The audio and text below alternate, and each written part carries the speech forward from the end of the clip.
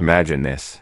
You're standing barefoot on sun-scorched earth, thousands of miles from any concept of a city, a government, or a single written word. The year is, well, there's no such thing as years yet. Time isn't kept in calendars. It's counted in full moons, in hunts survived, in children born and lost. Your stomach growls, but there's no supermarket. You glance around, alert. Somewhere in the bush, something watches you. Maybe it's prey. Maybe it's predator. You don't know yet because you're not quite human. Not yet. You don't speak. You don't dream in language. But somewhere deep in that expanding brain of yours, something is changing. A shift. A beginning before we had fire, before we had words, before we had memory, art, and gods. What were we? And how did we become us? This is the story of life before human. The real story, not the one in textbooks. The raw, brutal, fascinating journey of how a hairy, upright ape, just one among many, somehow became the most powerful species the earth has ever known. Let's go back. Not 100 years. Not 10,000. But millions, because to understand what it means to be human, we have to start before we were in the beginning. Life before us, long before human, or even primates, walked the earth. The planet was already alive with chaos, violence, and miracles. Let's rewind to over 65 million years ago. The dinosaurs ruled the earth. Until they didn't, a single asteroid slammed into what is now Mexico, unleashing global devastation. Forests burned. Temperatures plummeted, and almost every species on Earth went extinct. But from the ashes, something small and shivering emerged. Mammals tiny, fur-covered survivors who had scurried in the shadows of tyrannosaurs now have a chance. These early mammals weren't strong, but they were adaptable, warm-blooded, social, and hungry for more. Fast forward a few million years. The Earth had entered the Paleocene epoch. The world was warm, forests stretched pole to pole, and evolution was working over time. Some mammals returned to the oceans. Hello, whales. Others soared into the skies, bats. And some began experimenting with life in the trees.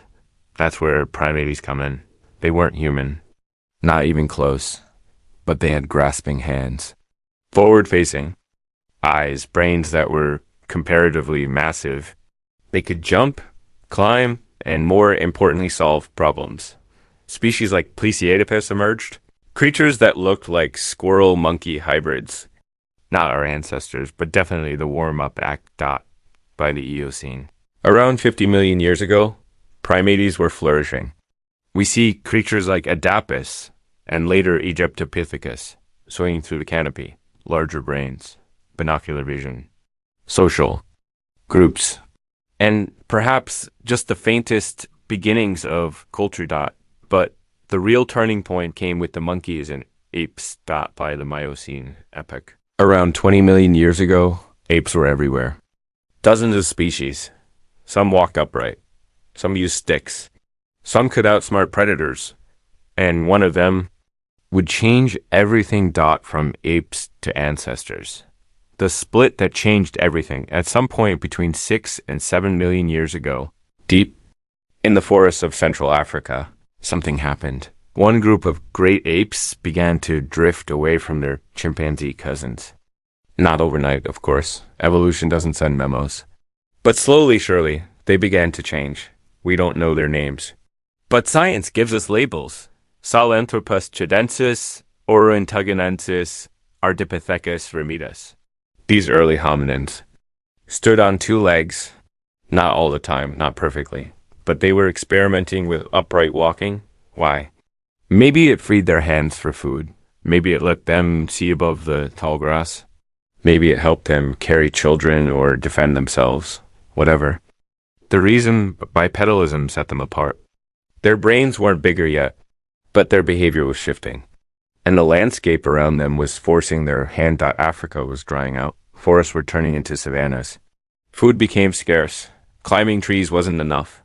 The creatures, who could walk, adapt, and explore open ground, survived. Then came Australopithecus. You've probably heard of Lucy, a 3.2 million year old female discovered in Ethiopia.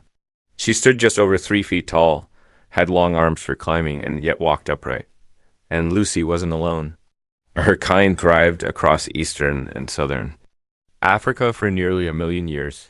They lived in small groups, used rudimentary tools, maybe rocks, maybe sticks. They didn't build fires. They didn't talk, but they cooperated. They taught each other. They watched that watching, observing, learning. Copying is a hallmark of intelligence, and it was about to explode. The rise of homo tools, fire, and brain power around 2.5 million years ago. Something extraordinary happened. A new kind of creature emerged, Homo habilis. The name means handyman, because this was the first hominin we know of that made tools on purpose. They weren't pretty, just chipped rocks. But those rocks could crush bones, cut meat, and dig roots. And that meant calories. Lots of them. And with calories came brain. Growth. Over time, new species appeared. Homo rudolfensis, Homo ergaster, and most famously, Homo erectus.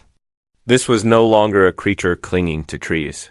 Homo erectus stood tall, built shelters, migrated, and, crucially, mastered fire. Fire changed everything. It cooked food, making it easier to digest. It provided warmth, protection, a gathering point, a symbol. For the first time, our ancestors could conquer the night. They hunted in groups, using tactics. They made complex tools, axes, spears. They traveled from Africa to even Europe. And their brains kept growing. But perhaps the most remarkable change wasn't physical. It was social. These early humans began to care for their injured, bury their dead, share food. That kind of behavior doesn't just emerge, it's taught. It's remembered. It's culture. And with culture came identity. Becoming human, Neanderthals, Denisovans, and us. The human family tree isn't a straight line. It's a tangled, gnarled, messy bush. For hundreds of thousands of years, multiple species of humans existed at the same time. Homo heidelbergensis, Homo floresiensis, tiny, island-dwelling hobbits, Homo naledi, with strange ancient features, and, of course, the Neanderthals. Neanderthals weren't caveman caricatures. They were intelligent, powerful, and creative. They wore clothes, painted their bodies, crafted tools more advanced than many early Homo sapiens. They buried their dead, cared for the sick, may have played music, and they interbred with us. Yes, you probably have some Neanderthal DNA right now, along with traces of Denisovan DNA. A mysterious human cousin discovered from a pinky bone in a Siberian cave. We weren't just competitors. We were family around 300,000 years ago. The first anatomically modern humans emerged in Africa, Homo sapiens. But here's the twist. Just looking human wasn't enough. For over 100,000 years, Homo sapiens lived alongside their cousins, often struggling, sometimes losing. So what tipped the balance? It wasn't muscle, or tools, or even fire. It was something else entirely.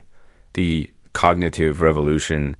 When we woke up around 70,000 years ago, something changed inside the human mind. Suddenly, our ancestors began doing things no other species ever had. They painted animals on cave walls. They carved figurines of gods, fertility, and power. They created myths, symbols, belief systems. They could imagine things that didn't exist and convince others to believe them too.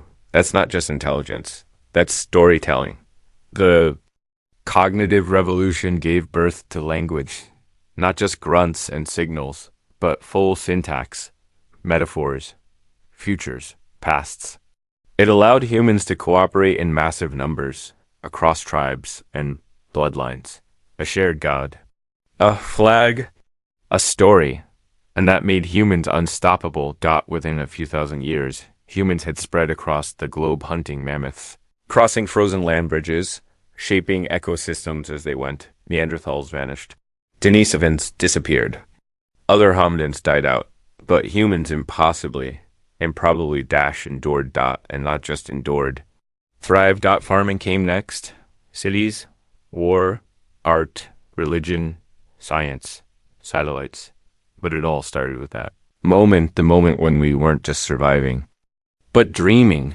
That moment when we truly became human. Conclusion, the story of humanity doesn't begin in history books. It begins in the mud, in the bones, in the shadows of forgotten forests and ancient fires. Before we built pyramids, we chipped stones.